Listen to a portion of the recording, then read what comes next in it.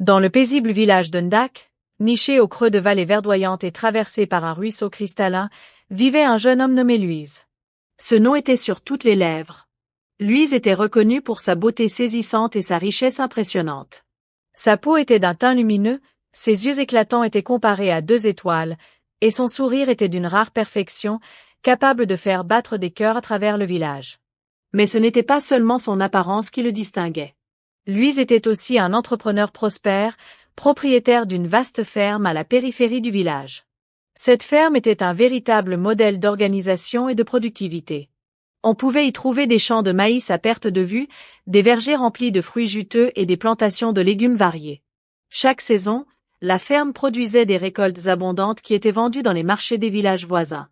Cette activité lucrative ne faisait que renforcer la notoriété de Louise, qui était considéré comme l'un des jeunes les plus riches de la région. Les hommes de Ndak, jeunes comme vieux, parlaient souvent de lui. Ils louaient sa discipline, son intelligence et sa réussite, mais certains ne pouvaient s'empêcher d'éprouver une pointe de jalousie. Comment un homme aussi jeune pouvait-il accumuler autant de richesses et de respect? Pour les femmes, Louise était un véritable prince. Lorsqu'il traversait le village sur son cheval noir, élégant dans ses habits taillés sur mesure, les jeunes filles se pressaient pour apercevoir son passage. Certaines osaient lui adresser des sourires timides, espérant capter son attention, tandis que d'autres rêvaient simplement de lui en silence. Les rumeurs sur ses exploits, qu'il s'agisse de ses talents en affaires ou de son charme irrésistible, circulaient rapidement dans le village. Chaque détail de sa vie était commenté. Ce qu'il mangeait, comment il parlait, même la manière dont il nouait son foulard. Mais ce que beaucoup ignoraient, c'est que Louise n'était pas un célibataire à conquérir. Il partageait sa vie avec Marie, une jeune femme aussi talentueuse qu'élégante.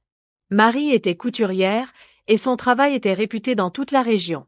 Sa boutique, située à l'entrée du village, était un lieu où l'art de la couture rencontrait l'élégance moderne. Elle transformait les tissus les plus simples en robes somptueuses, capables de mettre en valeur n'importe quelle silhouette. Marie était une femme d'une grande beauté naturelle, avec un visage doux et des yeux emplis de gentillesse. Mais ce n'était pas seulement son apparence qui la rendait aimée de tous. Elle était connue pour son cœur généreux et sa manière de traiter chaque cliente avec respect et attention. Presque toutes les femmes de Ndak portaient des créations de Marie, que ce soit pour un mariage, une fête ou simplement pour se sentir belle. Malgré son talent et sa popularité, Marie ne vivait pas dans l'ombre de Louise. Elle était sa partenaire, et ils formaient un couple que beaucoup considéraient comme idéal. Cependant, pour Marie, être la compagne de Louise n'était pas sans difficulté. Elle l'aimait sincèrement et voyait en lui un homme travailleur et ambitieux. Mais elle savait aussi que son charme attirait beaucoup de femmes. Bien qu'elle fasse confiance à Louise, elle ne pouvait ignorer les murmures autour d'elle, ni les regards insistants que d'autres femmes lui adressaient. Les discussions dans le village étaient parfois cruelles, certaines insinuant que Marie devait constamment lutter pour garder Louise à ses côtés. Louise, de son côté, semblait inconscient des rumeurs. Il était dévoué à son travail et passait ses journées entre les champs et les marchés. Quand il était avec Marie, il la traitait avec respect et tendresse, même si, parfois, son esprit semblait ailleurs. Leur relation était solide, mais comme toute histoire d'amour, elle était vulnérable aux épreuves que la vie pouvait leur réserver. Ainsi, dans ce petit village où tout le monde connaissait tout le monde, Louise et Marie étaient sous le regard constant des habitants. Leur histoire semblait parfaite de l'extérieur, mais comme un miroir éclatant, elle pouvait aussi cacher des fissures invisibles. Et bien que Louise continuât de briller comme une étoile, son avenir, tout comme celui de Marie, allait être marqué par des événements inattendus qui mettraient leur amour à rude épreuve. Une complicité mise à l'épreuve. Louise et Marie avaient réussi à construire une relation qui semblait solide aux yeux de tous, mais avec le temps, des tensions subtiles commencèrent à apparaître. Leur quotidien, bien que rempli de travail et de réussite, commençait à manquer de l'étincelle qui les avait unis au départ. Louise passait de plus en plus de temps à sa ferme, souvent entourée d'employés et de visiteurs. Parmi eux, certaines jeunes femmes cherchaient à attirer son attention. Bien qu'il ne donnât jamais de signes évidents d'infidélité, la proximité qu'il entretenait avec ces femmes alimentait les rumeurs. Marie, de son côté, continuait à gérer sa boutique avec passion, mais elle ne pouvait s'empêcher de remarquer les chuchotements dans le village. Certaines clientes bien intentionnées venaient lui raconter ce qu'elles avaient vu ou entendu. Des conversations entre Louise et d'autres femmes, des regards prolongés ou des gestes qu'elle considérait comme trop familiers. Chaque rumeur plantait une graine de doute dans l'esprit de Marie. Malgré cela, elle restait confiante en leur amour. Elle se rappelait les moments qu'ils avaient partagés, les promesses qu'ils s'étaient faites et la vision commune qu'ils avaient pour leur avenir. Cependant, ces souvenirs ne suffisaient pas toujours à apaiser son cœur. Elle décidait souvent de confronter Louise, mais sa réponse était toujours la même. Il lui assurait qu'elle était la seule femme qu'il aimait. Pourtant, un jour, un événement vint fragiliser davantage leur relation. Lors d'une grande fête organisée dans le village, Louise fut vue en train de danser avec une jeune femme nommée Salma. Salma était connue pour sa beauté audacieuse et son esprit espiègle. Sa robe éclatante et son rire charmant attiraient tous les regards. Quand elle invita Louise à danser, il accepta, pensant que c'était une simple marque de politesse. Mais les habitants interprétèrent cette danse comme un signe de flirt. Les murmures grandirent, et Marie, présente à la fête, ne put ignorer ce qu'elle voyait. Après la cérémonie, Marie confronta Louise. « Pourquoi danses-tu avec elle de cette façon? Tu sais ce que les gens diront. Tu sais ce que cela signifie pour moi. » Louise, surpris par la colère de Marie, tenta de s'expliquer. « Ce n'était qu'une danse, rien de plus. Je ne veux que toi, Marie, et tu le sais. Ne laisse pas les paroles des autres empoisonner notre relation. » Mais pour Marie, ce n'était pas aussi simple.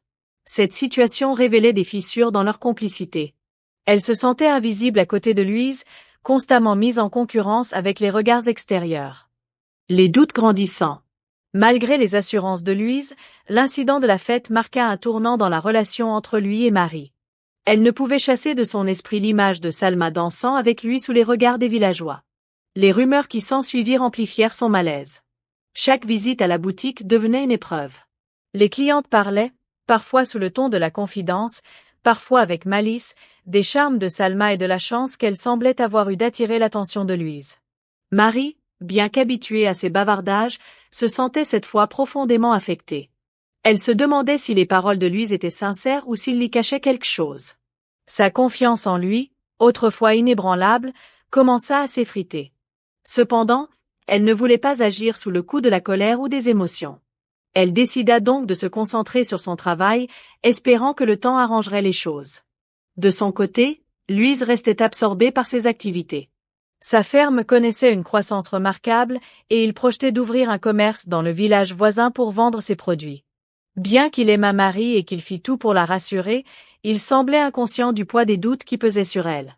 Leur relation, bien qu'extérieurement inchangée, portait maintenant en elle une tension palpable.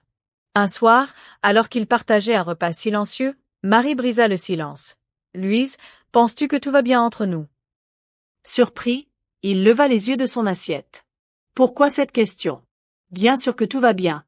Nous avons traversé bien des épreuves, Marie, et nous sommes toujours ensemble. » Mais pour Marie, cette réponse ne suffisait pas. Elle voulait entendre autre chose, quelque chose qui prouverait qu'il comprenait ses inquiétudes. « Je ne parle pas seulement de nous. Je parle de ce que les gens disent, de ce que je ressens. Parfois, j'ai l'impression que nous nous éloignons. » Louise posa sa fourchette et prit une profonde inspiration. « Les gens parleront toujours, Marie. Ce que je ressens pour toi n'a pas changé. Mais si quelque chose te dérange, dis-le-moi. Je ne veux pas que tu te sentes mal à cause de moi. » Ces paroles, bien qu'apaisantes, ne dissipèrent pas entièrement les doutes de Marie. Elle se rendit compte qu'il ne comprenait pas pleinement ce qu'elle traversait. Et bien que leur conversation se terminât sur une note plus légère, elle sentit qu'un fossé invisible s'était creusé entre eux. L'éloignement fatal. Les semaines qui suivirent furent marquées par une distance croissante entre Marie et Louise. Bien qu'ils partageassent toujours des moments ensemble, une tension silencieuse planait sur leur relation. Lui s'occupait de plus en plus de son commerce grandissant, passant des journées entières en dehors du village. De son côté, Marie se plongeait dans son travail, tentant de noyer ses inquiétudes dans la confection de robes magnifiques. Un jour, alors que Marie se rendait au marché pour acheter des tissus, elle entendit des villageoises discuter à voix basse.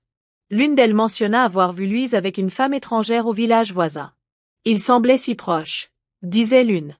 Bien que Marie tentât d'ignorer ces paroles, elles restèrent gravées dans son esprit. Elle décida d'en parler à Louise ce soir-là. « Louise, est-ce vrai que tu passes du temps avec une femme au village voisin ?» demanda-t-elle d'un ton calme mais ferme. Louise, visiblement agacée, répondit. « Encore ces rumeurs? Marie, combien de fois faudra-t-il que je te dise que tu es la seule? Je travaille pour notre avenir, pas pour flirter. Mais les doutes de Marie ne s'apaisèrent pas. Elle commença à surveiller davantage ses déplacements, devenant plus méfiante. Louise, de son côté, se sentit étouffée par cette surveillance et finit par réduire le temps qu'il passait avec Marie. Leur relation, autrefois si forte, semblait se désintégrer sous le poids des soupçons et des malentendus. Un amour à reconstruire ou à abandonner. Marie et Louise étaient désormais à la croisée des chemins. Leur amour, bien qu'authentique, s'était perdu dans les méandres des doutes et des attentes non exprimées. Les rumeurs et les regards extérieurs avaient miné leur confiance mutuelle, créant un fossé difficile à combler. Marie réfléchissait souvent à ce qu'ils avaient vécu ensemble, se demandant si cet amour valait encore la peine d'être sauvé. De son côté, lui se sentait partagé entre ses ambitions grandissantes et le désir de retrouver la complicité qu'il avait jadis avec Marie. L'avenir de leur relation dépendait désormais de leur capacité à surmonter leurs peurs et à reconstruire leur confiance. Et ainsi, dans le paisible village de Ndak, deux cœurs cherchaient à trouver leur chemin à travers les ombres d'un amour compliqué.